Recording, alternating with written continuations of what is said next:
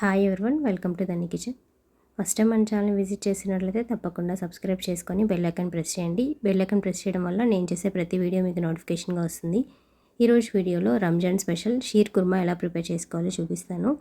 నేను చెప్పిన tips follow అయ్యి చేశారంటే చాలా బాగా కుదురుతుంది, అంత టేస్టీగా ఉంటుంది, తినే కొద్దీ తినాలనిపిస్తుంది, అంత బాగుంటుంది. మీరు కూడా ట్రై చేసి చూడండి. ఇప్పుడు ప్రాసెస్లోకి వెళ్ళిపోదాం.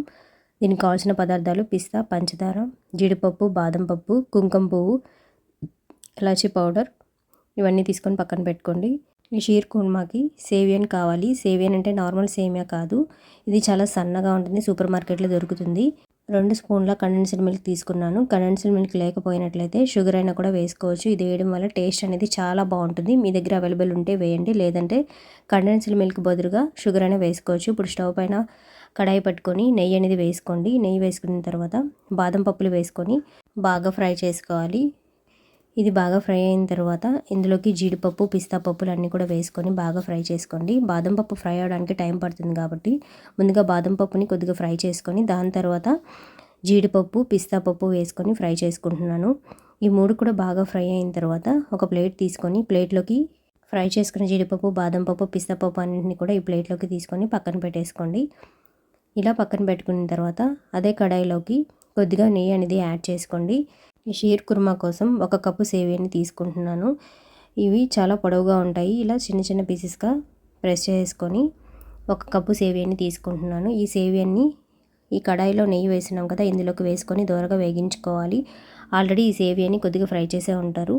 మరీ ఎక్కువసేపు కాకుండా మీడియం ఫ్లేమ్లో ఒక 2 నిమిషాల పాటు ఫ్రై చేసుకున్నారంటే సరిపోతుంది. 2 నిమిషాలు ఇలా బాగా ఫ్రై చేసుకున్న తర్వాత స్టవ్ ఆఫ్ చేసుకొని ఒక ప్లేట్ తీసుకొని ప్లేట్లోకి ఈ సేవియాని మొత్తాన్ని కూడా ప్లేట్లోకి తీసేసుకొని పక్కన పెట్టుకోండి. ఇప్పుడు ఫ్రెష్గా కడాయి తీసుకొని అందులోకి 3 కప్పుల కాచిన పాలను తీసుకోవాలి. 3 కప్పుల పాలను తీసుకున్న తర్వాత ఇవి బాగా మరిగించుకోండి. మంట అనేది మీడియం ఫ్లేమ్లో పెట్టుకొని పాలు బాగా మరిగించుకోవాలి. పాలు బాగా మరుగుతున్న టైంలో ఒక 6 స్పూన్ల షుగర్ని యాడ్ చేసుకుంటున్నాను. మీ దగ్గర కండెన్స్డ్ మిల్క్ లేకపోయినట్లయితే మొత్తం కూడా షుగర్ అనేది యాడ్ చేసుకోవచ్చు. నా దగ్గర ఉంది కాబట్టి నేను యాడ్ చేస్తున్నాను. కానీ ఈ కండెన్స్డ్ మిల్క్ వేయడం వల్ల టేస్ట్ చాలా బాగుంటుంది. షుగర్ ఒక్కటే వేసిన దానికి కండెన్స్డ్ మిల్క్ వేసిన దానికి చాలా డిఫరెన్స్ ఉంటుంది. మీ దగ్గర అవైలబుల్ ఉంటే వేయండి, లేకపోయినట్లయితే ఒకటి షుగర్ వేసినా కూడా సరిపోతుంది. ఇలా కండెన్స్డ్ మిల్క్ 2 స్పూన్స్ వేసిన తర్వాత ఇలా బాగా మిక్స్ చేసుకోండి. ఇలా పాలు బాగా మరుగుతున్న టైంలో ఇందులో కొద్దిగా కుంకుమ పువ్వు అనేది యాడ్ చేసుకోండి. ఇలా కుంకుమ పువ్వు యాడ్ చేసుకున్న తర్వాత కొద్దిగా యాలకులను దంచి వేసుకోండి. ఇలా మొత్తం వేసుకున్న తర్వాత ఒక 5 నిమిషాల పాటు పాలు బాగా మరిగించుకోవాలి. ఇలా పాలు బాగా మరుగుతున్న టైంలో మనం ఇందాక సేవియాన్ని బాగా ఫ్రై చేసుకొని పక్కన పెట్టుకున్నాం కదా, ఆ సేవియాన్ని కూడా ఇందులోకి వేసేసుకొని ఒక 3 నిమిషాల పాటు ఉడికించుకున్నారంటే సరిపోతుంది. ఇలా వేసిన తర్వాత మొత్తం అంతా కూడా ఇలా బాగా మిక్స్ చేస్తూ ఉండండి. ఈ సేవియాని అంతా కూడా పాలలోకి బాగా మిక్స్ అయిపోయి బాగా ఉడికిపోతుంది. ఇలా ఒక 3 నిమిషాల తర్వాత మనం ఫ్రై చేసుకొని పక్కన పెట్టుకున్న జీడిపప్పులను కూడా వేసేసుకొని ఒక 2 నిమిషాల పాటు ఉడికించుకున్నారంటే షీర్ కుర్మా అయితే రెడీ అయిపోయింది ఫ్రెండ్స్.